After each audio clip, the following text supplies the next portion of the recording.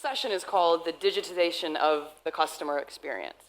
It's a phrase that we nerds can get excited about, but to the traveler who wants to think about the feeling of the sand between her toes or the taste of gelato in her mouth, it might seem like a bit of a threat to the spontaneity and the visceral joys of travel. So why is this digitization of the customer experience? Why is this something that travelers should get excited about? Let's start in the far end with Sam.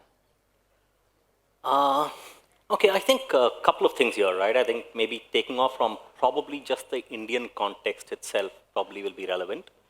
The way consumers today consume content across platforms, right, whether it's travel or otherwise, I think is very different from how it used to be 10 years back, right?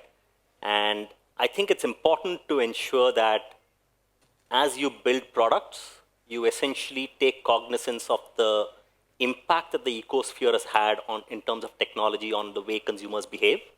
Because increasingly, consumers tend to be sticky with places where the experience has always been spot on, right? So in a environment where information is democratic, I think where the game is going to be won is going to be on experience, right? And that's probably one of the key reasons why I think just the digitization of experience becomes extremely important as we look at building businesses, right? So when the experience is done right, it's fun. Yeah, basically. It's actually wow, right? And it's probably not wow as it used to be 10 years back. It's a very understated wow. It's like a satisfied, this is nice, right? And that's what gets consumers to come back, right? Whether it's the experience in a hotel or a booking or content that you ingest in social media or wherever. I think that's what consumers look for, right? Chinmai, what do you think is exciting for travelers about this idea? So my thoughts are... I think your mic is running away from me? Yeah. Okay, Yeah. Is that better? So my thought is that the consumers and the guests are spending a fair amount of time and energy in terms of... Okay. I'm going to retape his face. Please Okay. hold on. All right. Is that better? There we go. Okay. You're all set. Yeah. Thank you. Yes, my face is not very sticky. It's a fashion statement.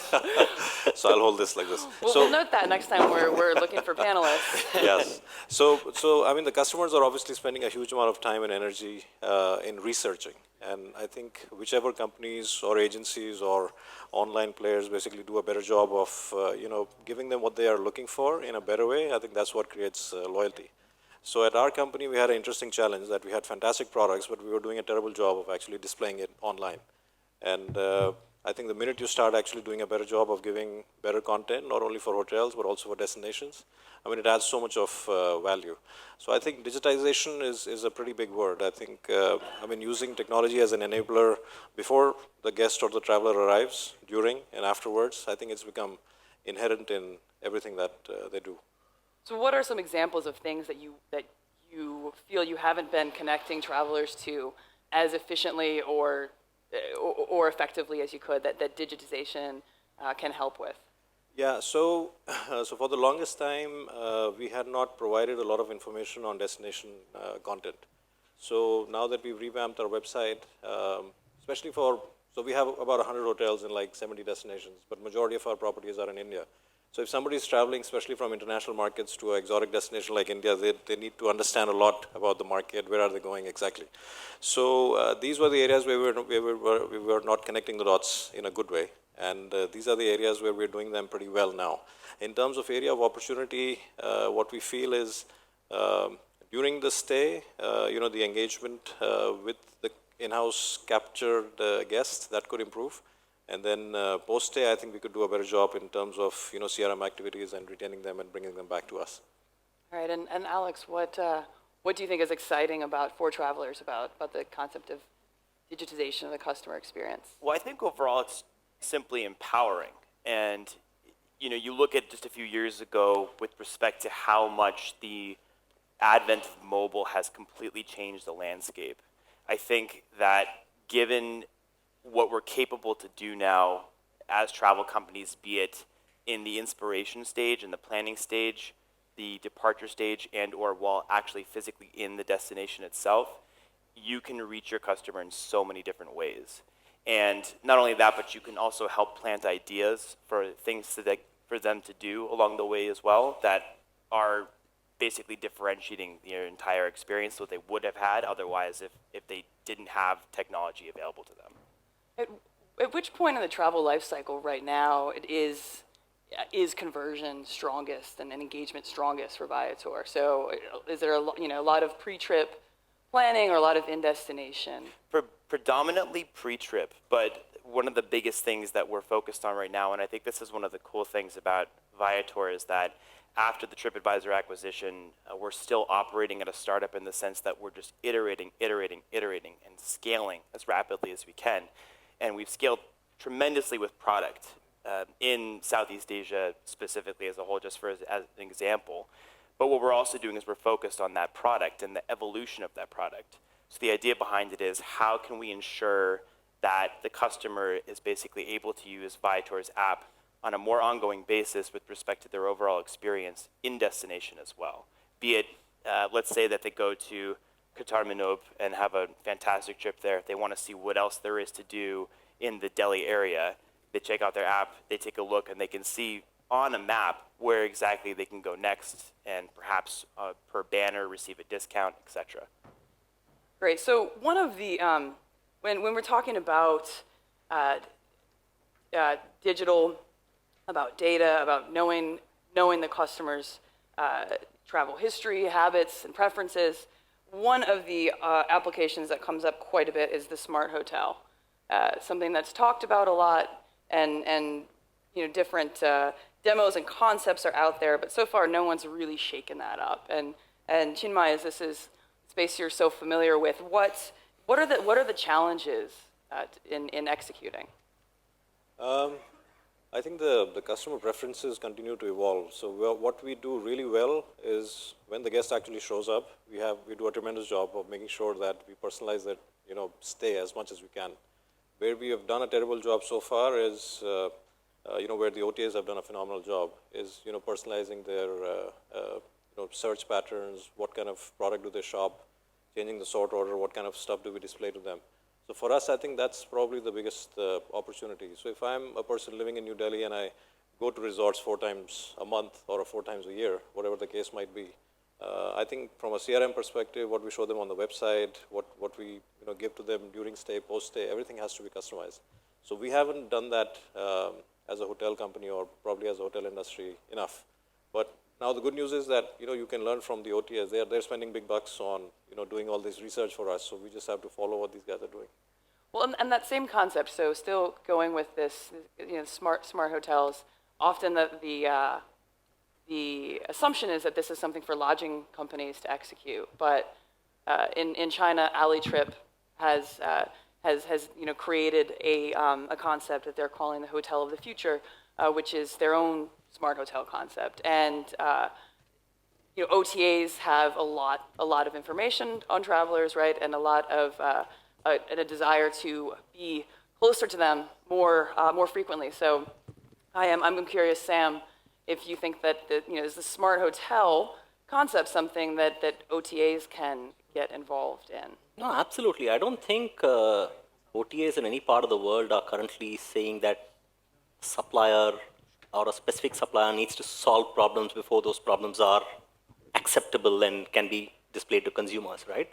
I think the view that OTAs have always taken and what we've taken is that I think as long as we can deploy technology that can add value to the supplier and you go back to the supplier with that value, I don't see whether it's a Taj Hotel or anybody else, they're going to say no, right? As long as you're looking at it from a consumer's perspective and saying that, listen, is this adding value to the consumer's life cycle as part of this entire pre-trip, post-trip stay and post-stay, right? So, and there's a lot of small companies doing enough work around this, right? Companies like Allset in the US, working specifically on technology that can actually help the check-in process and things like that, right? So I think there's enough and more. Today, I think more than 10 years back, there are more technologies being harnessed far more powerfully for all of us to essentially experiment with, right? And I don't think it's a question of let somebody else do this, right? I think it's a consumer view that most OTAs are taking, and that's what we take, saying how is it that we can make a difference in the life of that consumer, and if that makes sense, then by all means go ahead and experiment and see how that works, right? I think we are living in a world where you constantly beta test on the consumer all the time, right? You may not want to call it that, but that's what we do. So developing loyalty has got to be a big part of this, right? Absolutely. And I guess I'm curious to ask that the two of you, if I'm a traveler and I book at the Taj on Cleartrip, on my next trip, what are you doing, Sam, to get me to go back to Cleartrip to book again? And Chinmai, what are you doing to get me to come directly to the Taj for my booking? Yeah, first I will say thank you for booking on Cleartrip. But having said that, no, I think, so look at it this way, right? In India today, 70% of all searches, whether it's flight or hotels, happens on a smartphone, right? Whether we like it or not. Now, how many rows can you really display on a iPhone, right? So if, let's say, I'm looking for a hotel in Goa and I am displaying 620 choices, you are killing the consumer, right? We have to figure out in a completely changed dynamic world where the screen is not 13-inch anymore, how you can use data to make a difference to the consumer's choice, right? End of the day, the job is how can you disappear from the consumer's view, right, and ensure that he has the power to take everything, right? And that's the best experience that you're giving the consumer, right? So from our side, what we have worked on over the last couple of years is a lot of data ingestion to ensure that you can build personas around consumers. We are lucky that we have 60% repeat, so it makes it easy for us. But using that data to go back to that consumer whenever he or she comes back. So what you're doing is what you want to do is show me fewer options that are more appropriate for me, and that's why I'm going to Cleartrip again. And Chinmai, why am I when I return? Why am I going directly to your website to book? Yeah, so like most hoteliers, I'm very selfish and we work with blinders on. So first thing we do is we don't let the OTAs get those loyalty points. So we keep them with ourselves, right or wrong. But I think the travelers or the members that are loyal to us and the ones who are loyal to OTAs, the segments are somewhat separate. I think if you're an individual traveler who's traveling 5 to 10 times a year on different locations, it's hard to be loyal to one brand because nobody has that kind of a footprint.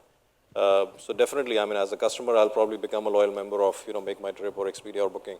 Our value proposition to our members, and these are the people that we ring fence as much as we can, is by giving them unique experiences. So the points game is becoming commoditized. We understand that, and it's an expensive game, but we see the value there. Where we add value is by customizing their trip, by giving them experiences which are somewhat unique.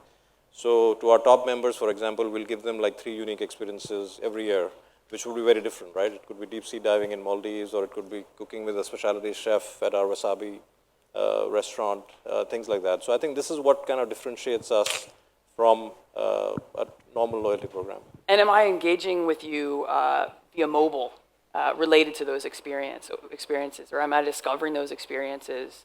How am I discovering them through a concierge, a physical concierge, or on an app? Yeah, so the loyalty app right now actually is not much worth talking about, but we're investing a lot of money to get that right. So right now, most of the discussion is through emails or direct phone contact. So the good thing about India is that, feedback is very easy to get. So you want it or not, everybody actually talks to us. So we use that pretty effectively to either hear what they want to say, what they want to do, and actually also, give them recommendations on what they could do.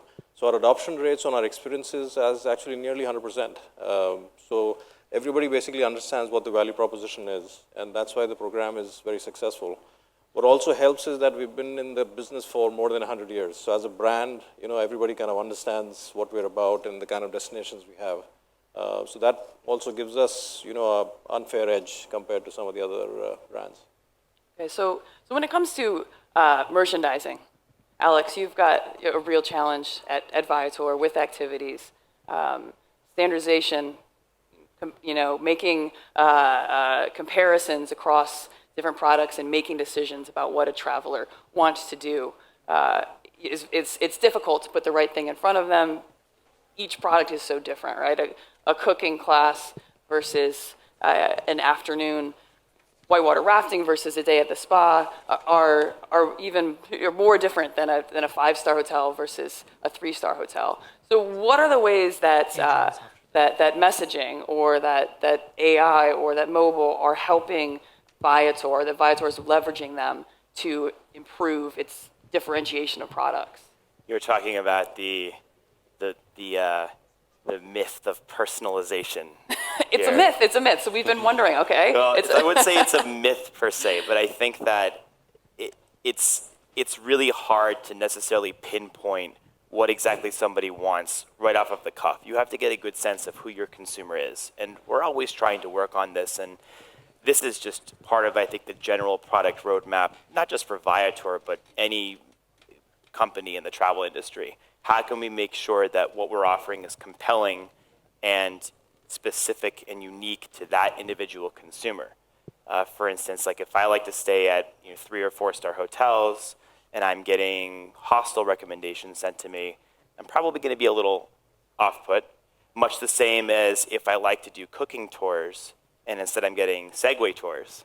I'm going to probably say, I'm looking for something a little bit more hyper local to a degree. So I think that personalization is still a nut that I'm just speaking for myself. I think that I've yet to see, a company doing a fantastic job in the travel industry really cracking that. But I would think that a traveler, for example, at the start of a trip, I know what quality of hotel I want to stay in, right? Regardless of destination, I have a pretty good idea based on budget, who I'm traveling with, et cetera, what quality of a property I'm looking for.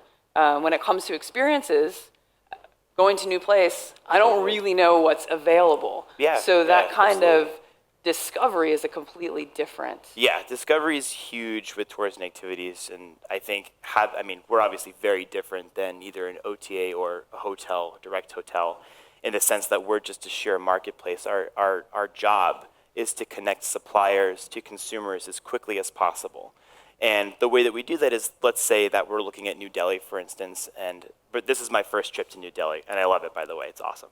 But anyways, my arrival here, I was looking for things to do on Viator, and what's, I think, just generally great about a place like Viator is right off of the gamut, once you come onto the site, it's categorized, you can flip through it, it's very easy to understand, and not only that, but on the homepage of New Delhi, there are suggestions of things to do based on things that other people have liked, or new things that have come up that are maybe a little bit more unique or creative, or something that, for instance, the hyperlocal might be more interested in the event that I wanted to experience something that wasn't necessarily really, really touristy, but still had a great deal to do with experiencing what Delhi has to offer. So there's some wisdom of the crowds Yeah, involved. so I was about to say, Alex, what you should have done is you should have downloaded our app, you should have gone into the activities tab, and it would have told you all you need to do is go to Chandni Chowk and look at the step wells, right, or something like that. So yeah, just to share our own experience, right? We are fairly young, starting off on stuff that Viator has been doing for donkey's years, right?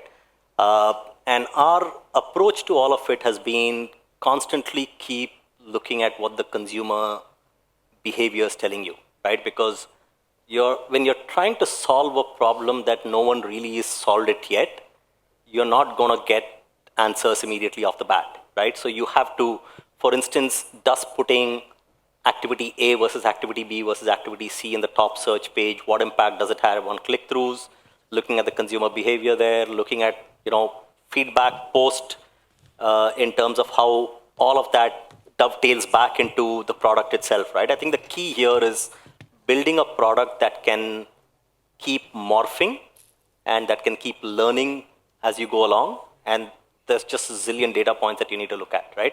But like Alex said, I don't think anybody's really cracked this entire personalization stuff, right? I think it's something that everybody will keep learning, and I'm not really sure whether there's one answer to that, right? I think on that same note, we're seeing, especially in the Bay Area, in San Francisco, this huge surge in, for instance, messaging apps, and a lot of them have to do with, in that, a battle for, is it going to be an algorithm that solves the question for you, or is it going to be a genuine human being that has had the experiences in that destination, be it a local or a travel agent or a travel advisor, someone who has the breadth and depth of experience. So I think you have this, both sides basically vying for, well, we're right, no, we're right, and we'll see what happens there. Right, so the humans versus the humans This versus sounds robots so the awesome. question. Can you say that again? The humans versus robots Oh, I love it. question. That's The great. Phocuswright conference this Yeah. year, we're gonna debut our first feature film, and no, but that's a real question, and we see when we look at this, a lot of the startups that are dealing with messaging. Some of them are using AI based applications that are learning and automated, and some travel brands are enabling booking through messaging apps, et cetera. That's automated, and then there are startups that such as Lola, right, that are doing it's a human on the other end, and we've sort of in a way come back full circle. And that's which way is it all going to go one way or the other? Yeah, I mean, it's an interesting thing. So we just spent a lot of money and we launched our new website. One new functionality that we added, even though most of our hotels are upscale and luxury, we weren't sure if it's going to work or not, was just a button to click to call back or click to chat.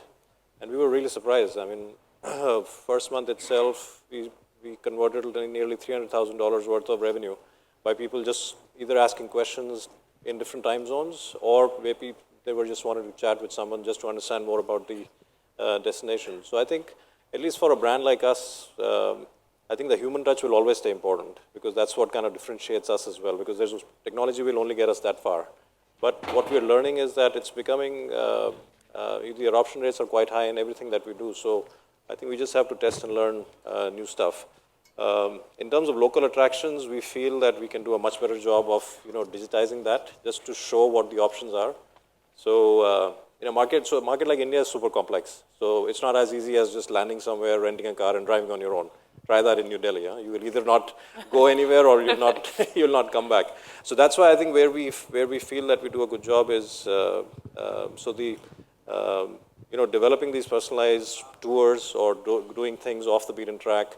We do a pretty good job through our local concierge at the hotel level, but we do a terrible job of actually hooking up travelers who are coming in ahead of time and actually setting that up and sending them on their way. Is there an Chinmai, opportunity can I there just for- follow up? So just on that topic with regard to hotels, so in this era where messaging now is ubiquitous, Amazon Echo is actually kind of surprising, I think, a lot of the marketplace, how good it is. Yet, when I had to get room service a couple of nights ago, I still had to pick up the phone, wait on hold. Why can't I just message down for my dinner rather than do that? Or so many other things at the hotel, for example, turn on the TV or open my blinds with Amazon Echo or messaging for that matter. Yeah, so that's a good point. I mean, it's hard for us to basically guess what the in-house guest wants. I think we just have to throw everything on the wall and see what sticks. What we've seen is that there's a dedicated amount of repeat customers who just want to talk to people. So if they want something, they'll basically start asking questions like, how do you make this? Can I do this on that? Or they'll customize it 3 different ways before the order actually comes back to the room. But what we feel is that at least in the millennial crowd, because they're kind of grown up in such a way that they just chat is very, it's a normal behavior for them, or let's call it natural. So I think for these kind of customers and for some of our brands which are focused a little bit more towards the millennial customers, I feel it's going to add a huge amount of value. And it'll actually help us, customize our human resources, training, and resource allocation more effectively as well, while giving them what they need and actually do it in a much more profitable way. Okay, we probably come from a very different thought process on this, right? I think the objective that we've set for ourselves in our business is to try and automate everything as far as possible, because we believe as consumers ourselves, we would want everything to be taken care of without really having to pick up the phone or tell someone about it, right? So the question we always ask ourselves is there some way we can take touch out of everything? One, it makes good business sense, right? It means that you have an infinitely scalable business model, which is good, right? But we believe that that's where the consumers are headed, right? And we are not even talking millennials, right? I'm saying consumers like me who were probably born 3 decades before all of that still feel that it is far better to really use technology to get things done rather than pick up the phone and really make specific requests for specific things. And I stay in, either Taj or ITC or any of these places all the time. I would rather just have a touchpad, order my stuff, continue to do my work, right? And just let things arrive, right? I think the only human being is required for it to come to my room, right? I'm not sure whether I can use technology to solve that. I don't know if I necessarily agree. And that's namely because I just firmly believe in delegating that responsibility. So if I could say, hey, I want to arrive in Delhi this date and this date, and I'm looking for this kind of category, and these are the kind of things I'm interested in, figure it out. I trust you. As long as I know this person has the same interests or a knowledge base of what I'm interested in as like a whole package, dare I call myself a millennial? Disgusting. But the idea for me is that I suppose I enjoy talking to people to a degree. That personal touch of a human is important to me. Aside from talking to a human, why can't the rest of that be automated? If not now, soon. When we're, when a computer is beating the world champion at Go, certainly computers can figure out how to help you design. And there are travel companies utilizing that exact same technology. There's Wayblazer based in Austin, Texas, that's using IBM Watson today to try to come up with that exact kind of algorithm and discussion in between a supplier, a hotel, or whatever, and that consumer. To me, I'm one that personally, if I know that someone's been there, they've done it, and they have an idea of who I am as a person. Not to say that a machine can't learn this. I just don't think there's ever going to be a right or a wrong, or one or the other necessarily between which one is more popular or not. When you look at, Sam, when you're talking about a more seamless, intelligent experience or, and recommendations, among the products that you sell, air, lodging, activities, where is the first and best opportunity? Where is the first and best opportunities to make it better, or where is the first and best opportunities to really automate personalization of recommendations? I think it's everywhere, right? I think while air might be a more evolved product, and we've constantly looked at areas where you can automate a lot of stuff, right? When mobile phones made their appearance a few years back, I think the big problem was 16-digit entry, sticky fingers, right? Solving it using technology, I think, and if you then progressively take all of that down, I think there's enough and more incremental movements you can make on even a mature product, right? Because technology evolves, right? Obviously, the large opportunities would be on experiences and in-destination and activities. We'll have to leave it at that. The best opportunities and experiences, they only give me a few turns of the chimes before we have to get off. So thank you very much, Samyukth, Chinmai, and Alex. Thank you.